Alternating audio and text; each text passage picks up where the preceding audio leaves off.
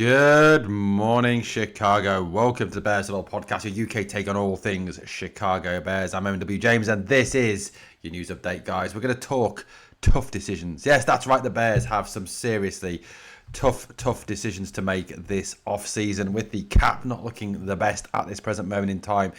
Speaking at the Combine, Ryan Poles did speak about those tough decisions that the Bears will need to make on a number of guys, was his exact words, this off-season. Now we're going to talk all those options, those questions, those key things. Now, I think we all recognise that the priority for the Bears this off-season has to be to rebuild, retool that defence in Dennis Allen's own image. I think Dennis did what he could with the players that he had at his disposal last season. There were Matt Eberflus's players. I think there were more Eberflus guys than Allen guys, and I think he kind of just did what he could with the players that he had.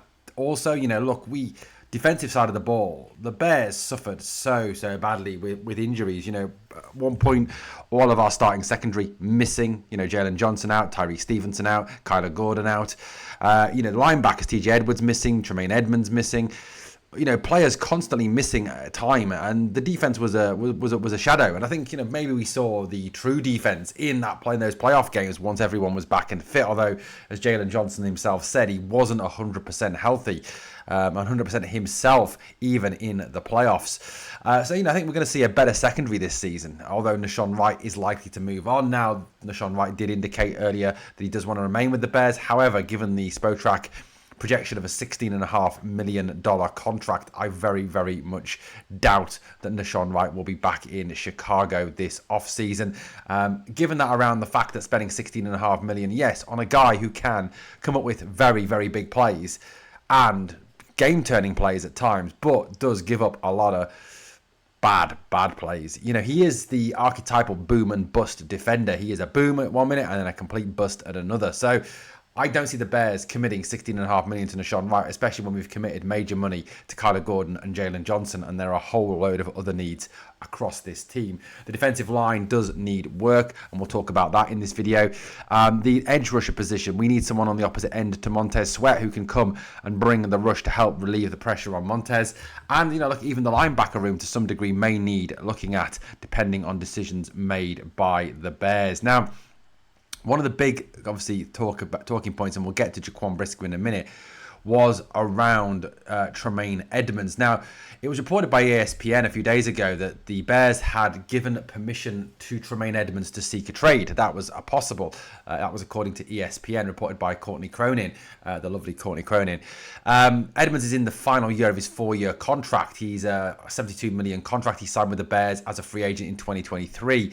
This year, his contract carries a $13.9 million base salary with a $1 million roster bonus due on the 5th day of the league year, and his cap hit is around $17.9 million. Now, if the Bears were not able to find a trade partner for Tremaine Edmonds, he could well become a cap casualty. That is the talk.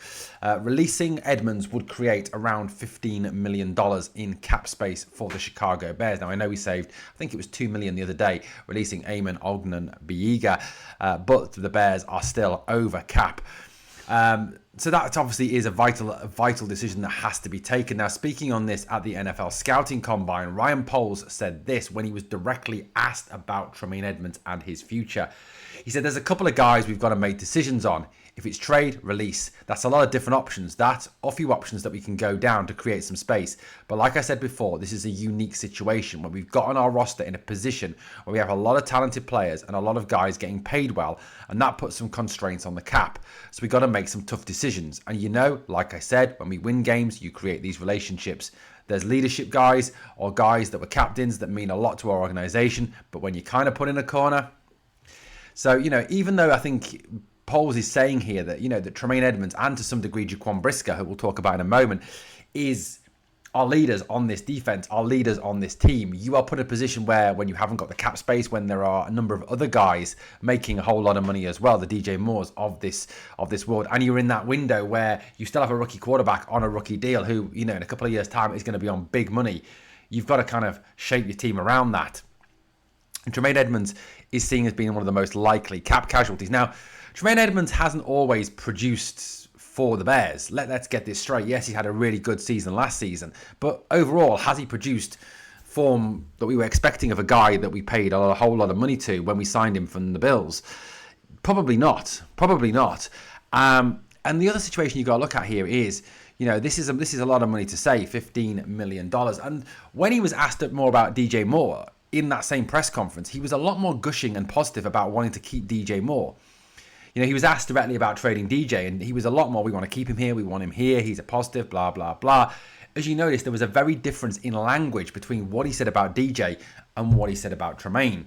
It was very much, like I said, yeah, we got decisions to make, yeah, we might have to cut guys, yeah, we might have to trade guys. It was not, he's a great guy, he's a top guy, blah, blah, blah.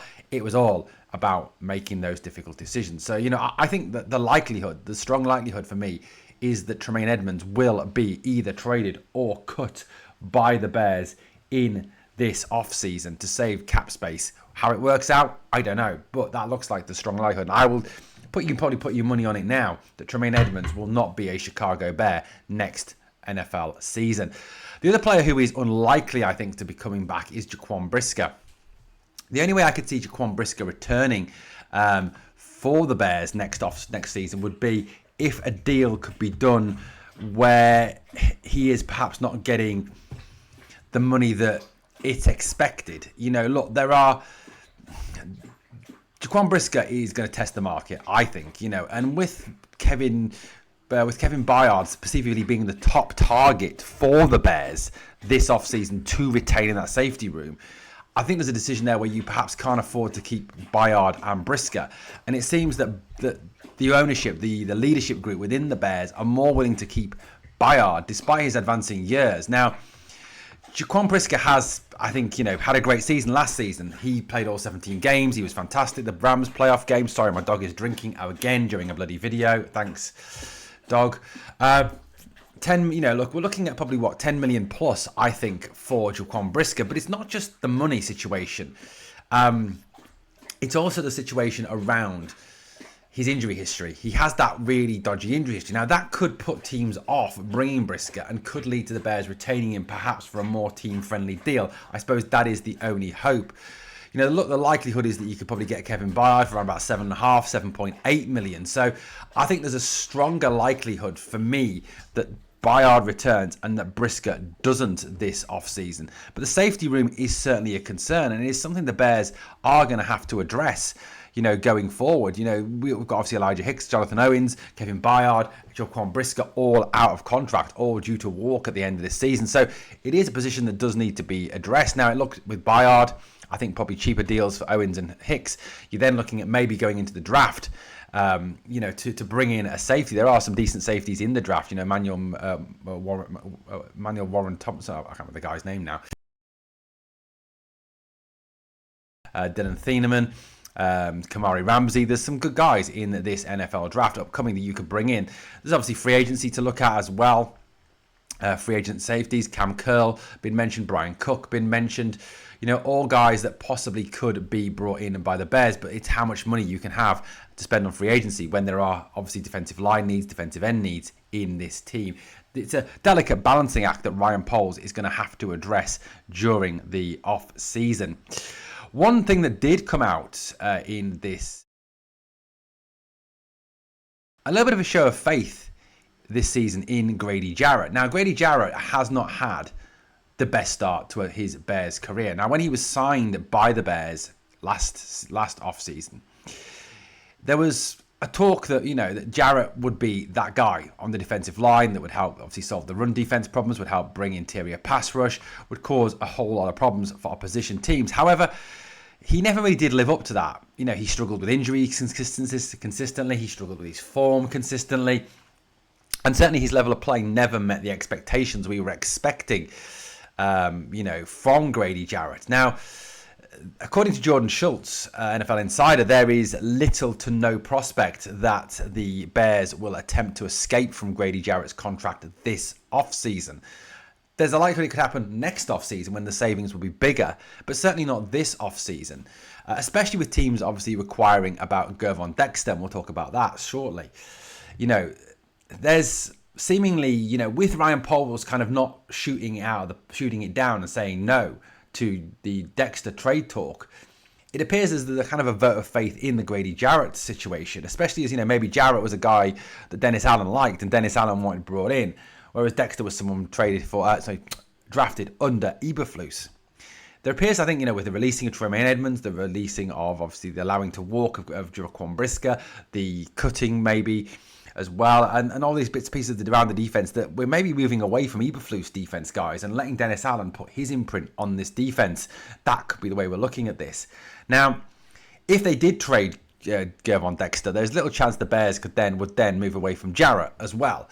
If we were to get rid of Grady Jarrett, we'd only save $1.9 million against the cap if he was cut after June 1st. If he was cut beforehand, it would leave negative cap space, which is not a move you want to do. The only possibility to save money would be to trade him after June 1st. Then it would free up around $14.9 million, but you'd have to find a trade partner for him, which I don't think is likely given last season, which perhaps explains why they are shopping Gervon Dexter and why there is not any sort of shooting down of that rumour that Dexter could be on his way out. Jarrett didn't have a great season. Look, he didn't 1.5 sacks, struggled with those injuries, but it seems that the Bears like his veteran leadership. They like what he brings to the defense, and maybe that's something that Dennis Allen is kind of pushing as well. So I don't think we see Grady Jarrett go anywhere anytime soon. Now, wrong slide. This guy, Gervon Dexter, is someone that possibly could be traded. This is something that is possibly being looked at, by the Bears. Now, look, I get that there's a lot of people saying this would be a bad idea. This would not be a positive. Getting rid of Gervon Dexter, he's a young guy. But there could be some sort of plan in this. He's a guy entering the last year of his rookie deal. If we were to trade him away, get some draft capital for him, and it saves having to pay him. It saves having to look at a new deal for him as well, and perhaps save money in the long run to pay other defenders. That could be the talk. Now, the counter to this is that Dexter is a consistent. He doesn't miss games. He's only missed 2 games in his entire Bears career in 2024. He played all 17 last season. He had a career year, and his numbers are showing progression, certainly in terms of his sacks, 2.5 sacks in 23, 5 in 24, and 6 in 25. So he is showing progress there, and the hope has to be that he will continue to show that said progress. His total tackles as well went up, obviously, from season. It did come slightly down this season, however. Fumble recoveries both sat at 2 the last couple of years. So, he has shown progress. He is moving forward, and there is a common feeling, I think, among some Bears fans that they wouldn't want to see Dexter traded away. However, it depends what you can get for him and then what that is then used to get. Now, the talk is that the reason why teams are looking at Dexter is that the defensive line depth in this draft is not thought to be great. Yes, there are the Caden McDonalds, Caleb Bankses of this world, but after that, it's a little bit thin. So that is why it's perhaps being looked at. Now, you could argue, well, why would the Bears trade away a piece that they want to keep? They should want to keep when obviously other teams are seeing this draft as thin, and the Bears maybe don't get a replacement for him. That could be a good question. I suppose the counter to this is this. There are 2 players within the Bears organization who may be seen as being possibles to come in and be the replacement for Gervon Dexter long term. Now, one of them obviously is Shamar Turner. Now, Shamar Turner missed all of last season with injury, but there was certainly big hopes and big expectations of this guy, a 2nd-round pick last year in the draft. A guy who, only played a very little number of games and a very little number of experience. Played 5 games last season, 6 total tackles on the season. Didn't obviously hit the stats very much, but there's a lot of people thinking this guy could really kick on next season and be the difference and could be the replacement for Gervon Dexter. So that may be why the Bears are willing to look at this trade. In addition to that, if the Bears were to go out and get an edge rusher in the draft or in free agency, there was even talk of maybe moving Deo Omambiyiga, not Omambiyiga, the guy I can never say his name, Ode Yingbo, to the inside and using him as an interior defensive lineman. That is something that has been discussed and looked at apparently within the Bears organization. So that could explain maybe why this Gervon Dexter trade is being possibly looked at as something the Bears may be willing to do. That, they may be willing to move on from Gervon Dexter. They may be willing to look at that next level and saying, right, well, Shamar Turner can come in and replace him. Odeyingbo can come into the interior. We get some more draft capital. We use that then to build this team. We build through the draft. I don't know, guys. Let me know your thoughts and feelings on possibly trading away Gervon Dexter. Is this something that you would be willing to look at? Is this something that is a possibility? But look, whatever the case, there's a lot of decisions to make on the defensive side of the ball. There is a lot of things for the Bears to look at. We're going to need, I think, safety. There's going to be a situation where we need a linebacker. There's going to be a situation where we need defensive line help. We need edge rusher help. Now, you look at the possibilities within the draft, obviously the 2026 draft in Pittsburgh, there are a number of very good edge rushers. That is a position that is reasonably deep, certainly within this draft, and certainly something that could well be looked at. I mean, look, you very unrealistically picking at 25 going to get anywhere near the likes of those guys at the top of that list. That is just not a possibility. Ruben Bain, Kedrick Falk, I think even Cassius Howell for some degree are not going to be there at 25. But TJ Parker, R. Mason Thomas, all guys that possibly could be there at 25. Could you be looking at someone around that? And then perhaps bringing in an experienced veteran to kind of teach them a little bit as well. Certainly not for Max Crosby or Trey Hendrickson money, but someone like a Bradley Chubb, for example, could that be something the Bears could be looking at? But I do think that, given the tough decisions that the polls have spoken about, and given where the roster is at, and given where we are looking, there are some tough decisions to make, yes, but I think the overwhelming feeling is this offseason is about building that defense, and it may be we have to take away from the offense, that we maybe need to trade away DJ Moore to create some cap space and to get some more draft capital to build this defense. That could be a possibility. We know that Cole Kmet is not going anywhere. Ryan Paul's made that clear. But look, guys, love to know your thoughts on this one. What do you think? Where do you think we're going to go? Where are these savings going to come from? And who would you like to see brought in? Thank you so much for watching the Bears Huddle podcast. If you've enjoyed the content, please like, comment, share, subscribe, ring the bell, and bear down.